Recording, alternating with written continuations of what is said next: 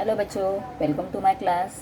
आज हम हिंदी के बुक से एक लेसन देखने वाले हैं, मधुबन सरल हिंदी पाठमाला 6। तो यहाँ पर देखिए टेक्स्ट कम वर्कबुक, मतलब इसमें वर्कबुक के क्वेश्चन जैसे होते हैं ऐसे वर्कबुक के आंसर्स क्वेश्चंस भी दिए हैं। ओके, सो आज हम इसमें से एक लेसन करने वाले हैं। बहुत ही अच्छा लेसन है, बहुत ही नई स्टोरी है ये, जिसका नाम है बुद्धि का सौदागर। ठीक है, क्या नाम है? बुद्धि का सौदागर। सौदागर मतलब कौन? जैसे व्यापारी होता है ना, मर्चेंट होता है, उसे हम सौदागर भी कहते हैं। चलिए अभी हम देखेंगे लेसन। एक समय की बात है, गुजरात के एक छोटे से गांव में एक निर्धन लड़का रहता था। निर्धन मतलब जिसके पास पैसा नहीं है ज़्यादा, उसे निर्धन कहते हैं, गरीब है। उसके माता पिता नहीं थे। गांव में उसके पास आजीविका का कोई साधन नहीं था। और देखो, उसके माता पिता भी नहीं है और फिर अपना गुजारा कैसे करे? उसके लिए उसके पास कुछ चीज़ें नहीं है। साधन मतलब सामग्री, चीज़ें उसके पास कुछ भी नहीं है। तो लड़का जिएगा कैसे?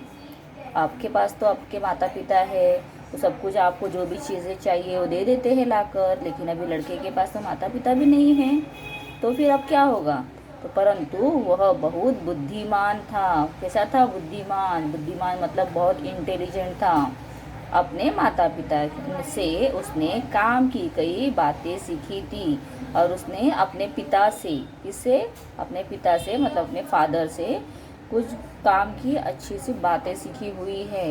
तो शायद से वो बातें उसके आगे जीवन में बहुत ही लाभदायक ठहरेगी, साबित होगी।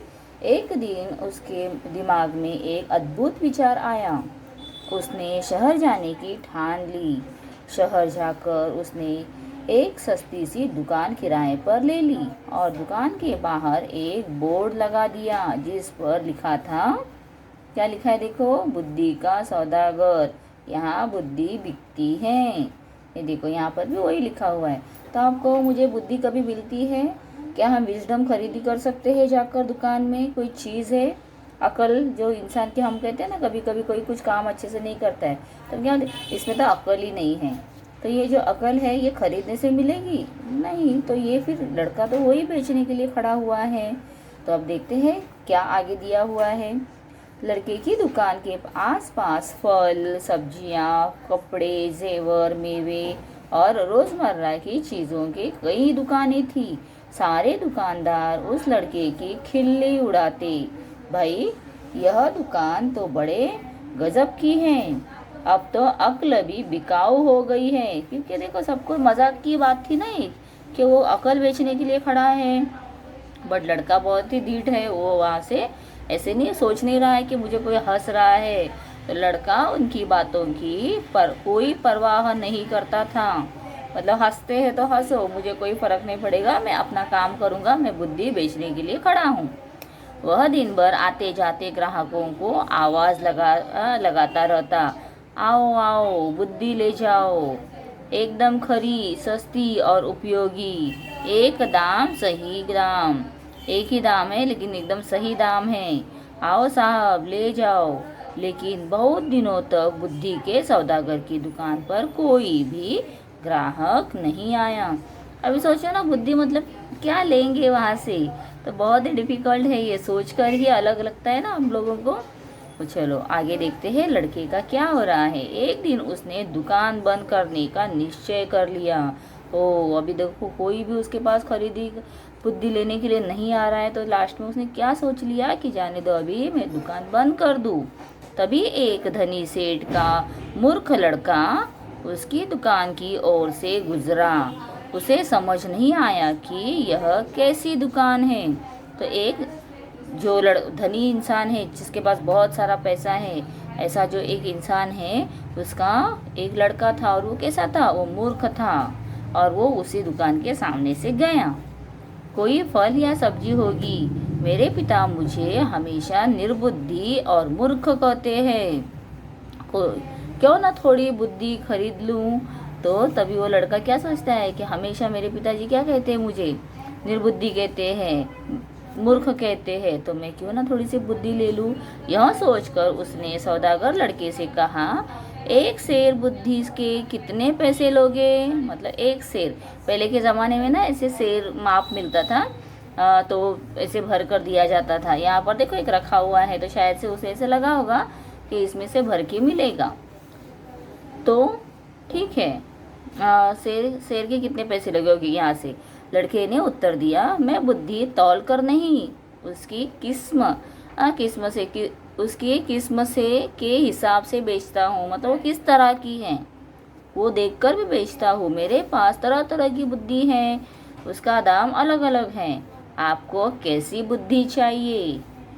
तो ठीक है, एक पैसे में जिस तरह की बुद्धि आए दे दो। अभी लड़के ने क्या कहा? जो मूर्ख लड़का है, एक पैसा है उसमें जितना आ जाए दे दो। सेठ का लड़का लापरवाही से बोला, अभी वो लड़के ने बोला कि दे दो, मुझे जो आएगा दे दो, मैं ले लूँगा।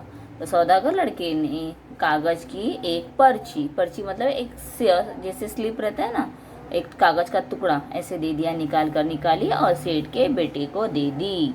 अभी उस पर कुछ लिखा है। उस पर्ची पर लिखा था, जब दो लोग झगड़ रहे हो तो वहाँ खड़े होकर उन्हें देखना बुद्धिमानी नहीं है। ठीक है, तो जब दो जन खड़े हैं, झगड़ा कर रहे हैं, तो वहाँ पे खड़े नहीं रहना है। सेठ का बेटा खुशी खुशी घर पहुँचा और अपने पिता को कागज़ की पर्ची देते हुए बोला, देखिए पिताजी, मैं एक पैसे में अक्ल खरीद कर लाया हूँ। अभी तो धुलाई होगी। सेठ ने पर्ची पढ़ी और तमतमा कर बोले, मूर्ख, एक पैसे में यह क्या लाया है? यह बात तो सभी जानते हैं, तुमने मेरा एक पैसा डुबो दिया। सेठ तुरंत सौदागर की दुकान पर पहुंचा और उस लड़के को बुरा भला कहते हुए बोला, लोगों को ठगते हुए तुम्हें शर्म नहीं आती? मेरा एक पैसा वापस दो। क्यों? पैसा क्यों वापस करूं? क्या माल दिया है, पैसा लिया है? लड़के ने कहा, देखो लड़का भी कितना होशियार है, पैसा नहीं दे रहा है। तो वो बोल रहा है जैसे दुकानदार लोग बोलते हैं, उनकी भाषा में वो भी बोल रहा है कि मैं पैसा क्यों दूँ, मैंने माल दिया है, पैसा लिया है। ठीक है, यह लो अपना कागज़ का फटा टुकड़ा जिसे माल कह रहे हो, नहीं चाहिए तुम्हें, हमें तुम्हारा माल, यह लो। कहते हुए सेठ उसकी पर्ची वापस करने लगा। देखो यहाँ पर दिखाई दिया है, पर्ची दे रहा है, करने लगा। पर्ची नहीं, मेरी सीख वापस करो। अगर पैसा वापस चाहिए तो आपको एक कागज़ पर लिख कर देना होगा कि आपका बेटा कभी भी मेरी सीख का प्रयोग नहीं करेगा।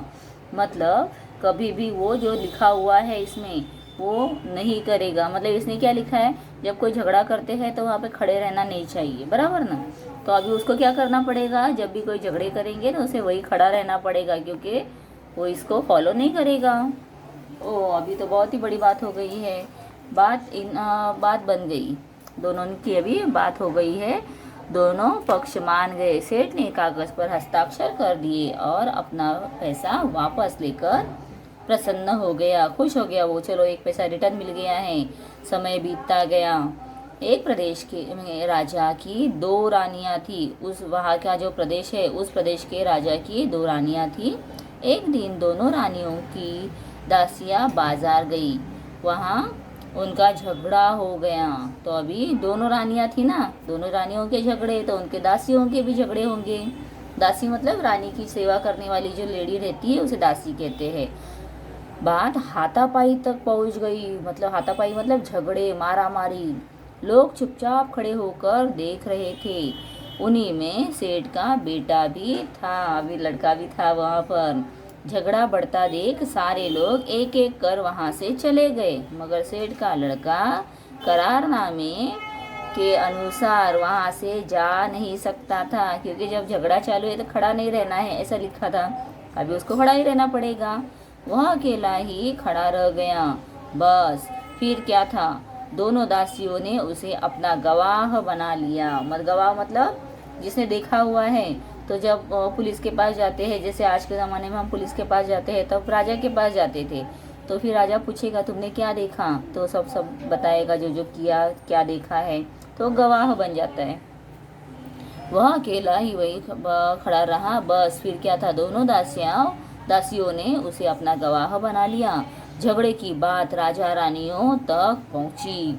सेठ और उसका लड़का राज दरबार में लाए गए, मतलब बुलाया गया उनको अभी, क्योंकि वो क्या बन गया था, गवाह। दोनों रानियों ने लड़के से कहा कि वह उनके पक्ष में गवाही दे। सेठ और उसके बेटे के तो होश उड़ गए। अभी क्या करे, दोनों रानियां हैं, किसी की बात नहीं मानेगी तो वो रानी को तकलीफ दे सकती है। रानी है ना, आफ्टर ऑल कुछ भी कर सकती है। वे सहायता के लिए बुद्धि के सौदागर के पास पहुँचे। बोले हमें किसी तरह बचा लीजिए। तो लास्ट में कहाँ पर गए वो लोग, बुद्धि के सौदागर के पास गए। तो देखते हैं अब क्या हो रहा है आगे। बहुत इंटरेस्टिंग स्टोरी है ना।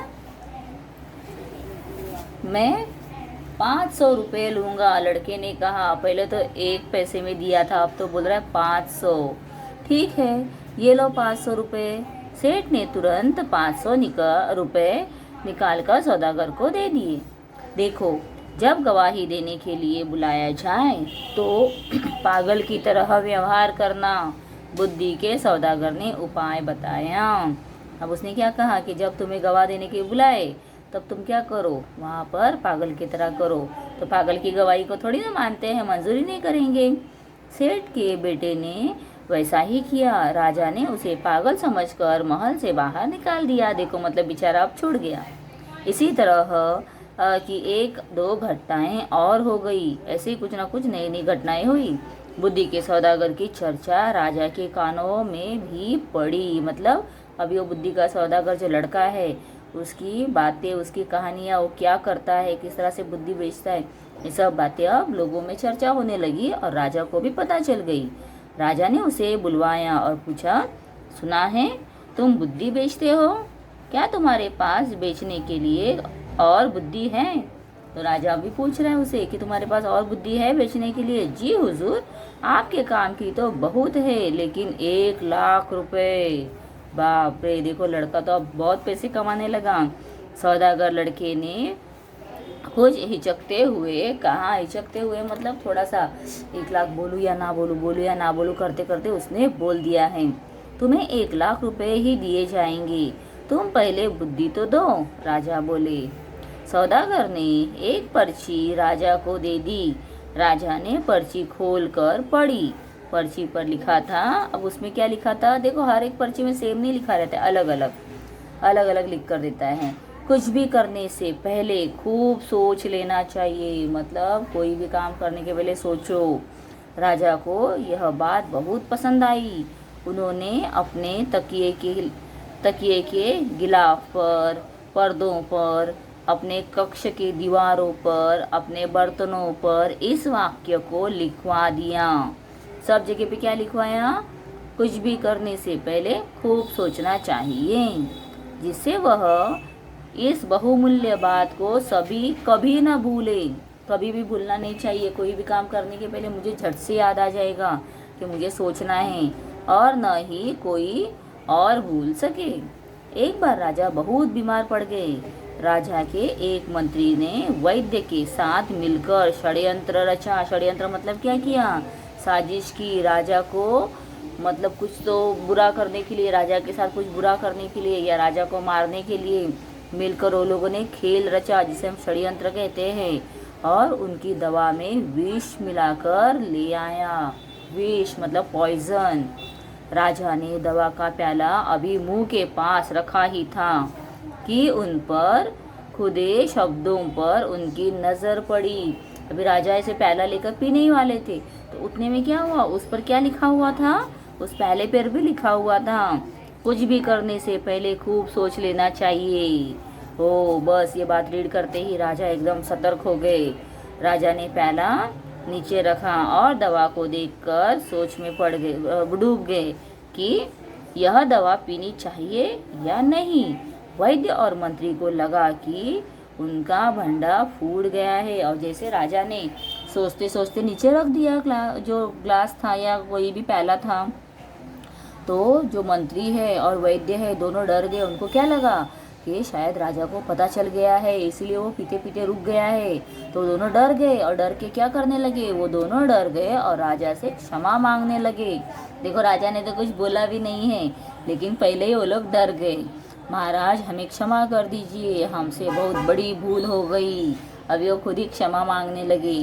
राजा ने तुरंत सिपाहियों को बुलवाकर दोनों को कारागार में डलवा दिया, जेल में डाल दिया। अब उनको देखो, अच्छा हुआ ना राजा ने पढ़ लिया, जो लड़के ने सीख दी थी। वरना क्या होता, राजा तो दवाई पी लेता और उसमें तो विष था, फिर राजा मर जाता। तो यहाँ पर बुद्धि का सौदागर जो था, उसने कही हुई बात बहुत ही अक्लमंद वाली थी और बुद्धि के सौदागर को बुलाकर इनाम में खूब सारा धन दिया और उसे अपना मित्र बना लिया। और फिर राजा ने वो लड़के को बुलाया और क्या किया, बहुत सारा धन दिया और उस लड़के को अपना मित्र भी बना लिया है। ठीक है बच्चे, तो बहुत ही मस्त, एकदम बहुत अच्छी स्टोरी है।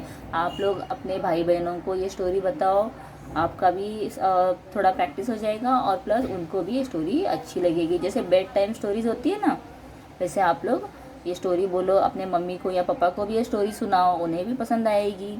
तो चलो इसमें से ना हम यहाँ पर कुछ अभ्यास दिया हुआ है, शब्दार्थ, एक बार उसे रीड कर लेते हैं। आजीविका, कमाई, लाइवलीहुड। साधन, तरीका, जरिया, सोर्स। ठानना, निश्चय करना, टू रिसॉल्व। सौदागर, व्यापारी, मर्चेंट। निर्बुद्धि, बिना बुद्धि का, फुलिश। तमतमाकर, क्रोध में आकर, विथ एंगर। करारनामा, समझौता, एग्रीमेंट। षड्यंत्र, साजिश, कॉन्स्पिरेसी। मुहावरे, हाथापाई करना मतलब मार पीट करना। टीचर, स्कूल के जब टीचर वर्ग से बाहर चले गए शिक्षिका, वैसे ही बच्चे, दो लड़कों ने हाथापाई शुरू कर दी। मतलब क्या कर दिया, मार पीट शुरू कर दिया। होश उड़ जाना, बहुत घबरा जाना। भंड फूट जाना मतलब भेद खुल जाना। भंडा फूट जाना मतलब भेद खुल जाना। ठीक है बच्चा, तो सब हो गए हैं। अभी इसके क्वेश्चन आंसर्स के ना वीडियो मैंने आप लोगों को ऑलरेडी दिया हुआ है, आपने नहीं देखा होगा तो प्लेलिस्ट में जाके आप लोग देख सकते हो।